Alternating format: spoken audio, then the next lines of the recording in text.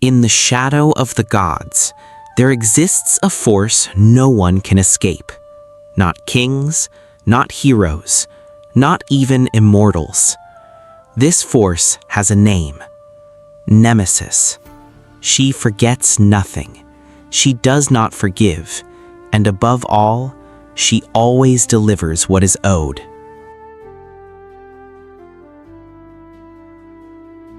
In Greek mythology, Nemesis is not a simple goddess you invoke or implore. She is far more than that. She is a constant presence, a silent force that moves through the world without ever revealing herself openly. She needs no towering temples, no fervent prayers, because her power does not depend on the faith of men. She exists beyond belief, like an inevitable truth. Nemesis is a living law, a rule carved into the very order of the universe. Where men see chance, she imposes balance. Where excess is born, she intervenes. Invisible, yet always present, she watches the actions of mortals and gods alike, waiting for the moment the scale tips too far in one direction. Because Nemesis embodies a fundamental principle, everything must be balanced. Every act of arrogance calls for a fall. Every injustice demands a response. She gives no warning. She does not negotiate. She acts. When pride grows in the hearts of men, when an individual believes himself above the law, above others, even above the gods themselves, then Nemesis draws near, silent, inevitable, and she strikes. But not out of cruelty. She seeks neither personal revenge nor pleasure in suffering.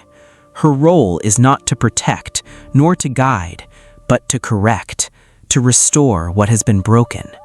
She punishes those who dare defy the order of the world, not to destroy them, but to remind them of an ancient truth.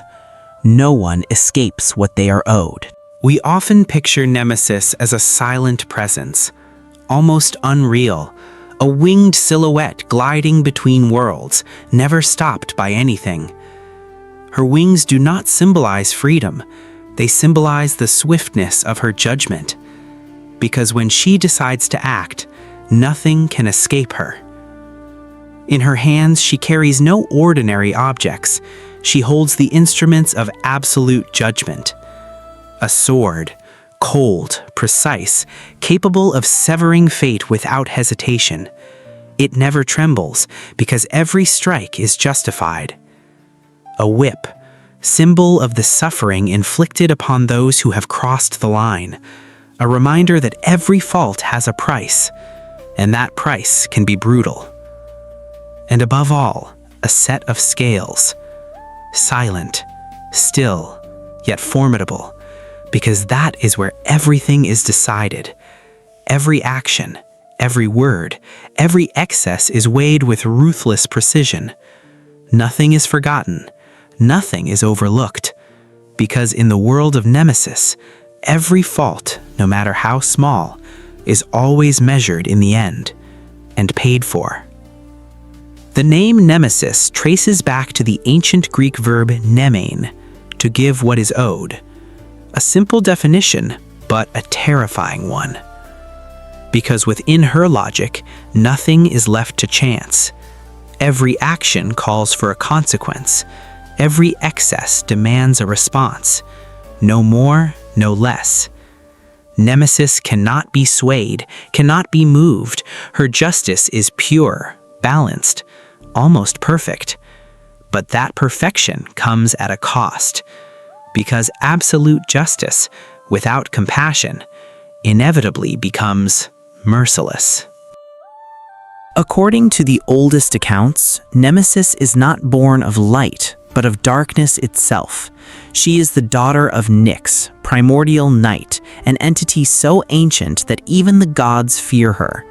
Through her veins flows a dark blood, shared with forces no being can outrun. Hypnos, sleep, which plunges all creatures into unconsciousness. Thanatos, death, inevitable and silent. And so Nemesis is not merely a goddess of punishment. She is bound to forces that are fundamental, those that mark the ultimate limit of all existence. In other words, when she steps in, it is not simply a punishment, it is often the beginning of the end. But Nemesis is not only a force of blind destruction. In certain forgotten tales, she walks alongside Eidos, two silent presences, yet essential ones.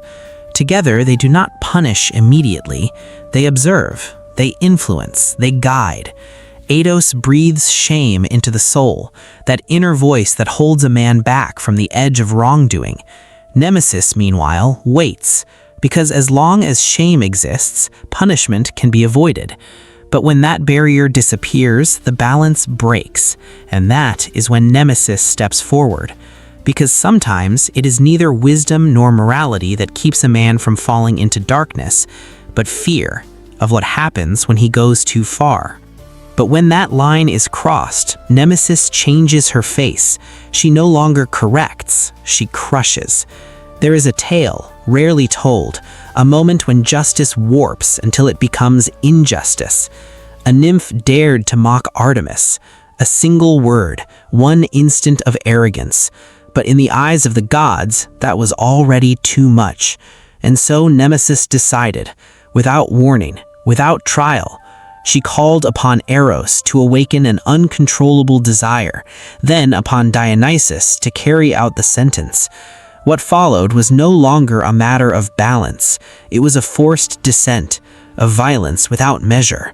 In that moment, Nemesis was no longer the guardian of order. She had become the darkest reflection of justice, excessive, brutal, almost inhuman.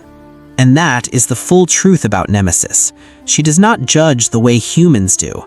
Her decisions rest on neither emotion nor forgiveness. She feels no compassion, no remorse, no hesitation, because Nemesis is not human. She is a force, a relentless mechanism that observes, waits, then acts. She does not seek to understand. She does not seek to save. She balances, regardless of the cost, regardless of the suffering, because in her world, what truly matters is not justice itself. It is that nothing goes unpunished. In ancient Greece, men did not turn to Nemesis for favors. They prayed to remain invisible in her eyes, because to be noticed by Nemesis was already to be condemned. Her cult found its heart in Rhamnus, a place heavy with silence and dread. There, no one celebrated a benevolent goddess. They appeased a force. They offered to avoid. They honored to survive. Because Nemesis was not invoked to give, but to take nothing back. And in the shadow of her sanctuary, a name was whispered, the goddess who sees everything.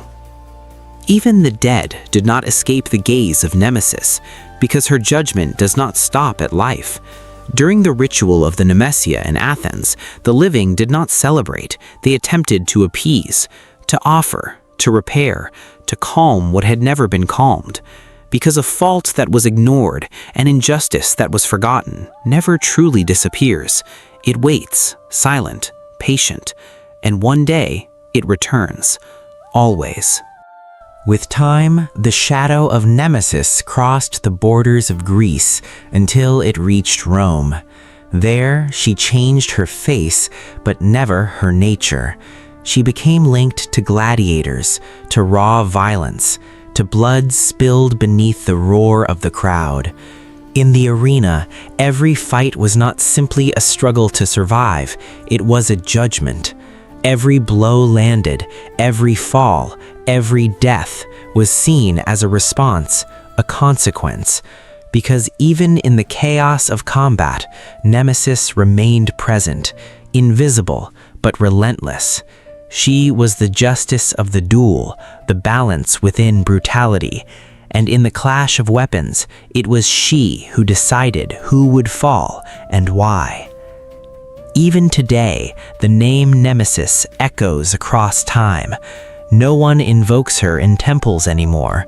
No one offers her prayers, but she has never disappeared. She has become something else, an idea, a shadow, a fate. We speak of one's nemesis as an inevitable destiny, a force that always comes back around. Because even without the gods, the balance remains. And those who go too far, those who push past the limits, those who think they can escape the consequences, are always caught in the end. Not by chance, but by something far older, far deeper, something that never forgets. In modern stories like Percy Jackson and the Olympians, or in certain games like Smite, she has not changed, not softened, not forgotten. Always present in the shadows of stories, cold, relentless, inevitable. Because deep down, the real question is not who is Nemesis. Everyone already knows the answer. The true question lies elsewhere, closer, more unsettling. Because if she watches, if she waits, if she balances all things, then this is not a legend, it is a certainty. And sooner or later, when the scale tips too far, it rights itself, always. So ask yourself, not who she is, but when she will come for you. If this chronicle has pulled you into the darkness of divine justice, subscribe to Chronicles of Shadows, because some forces do not protect, they watch, and they wait for the moment to strike.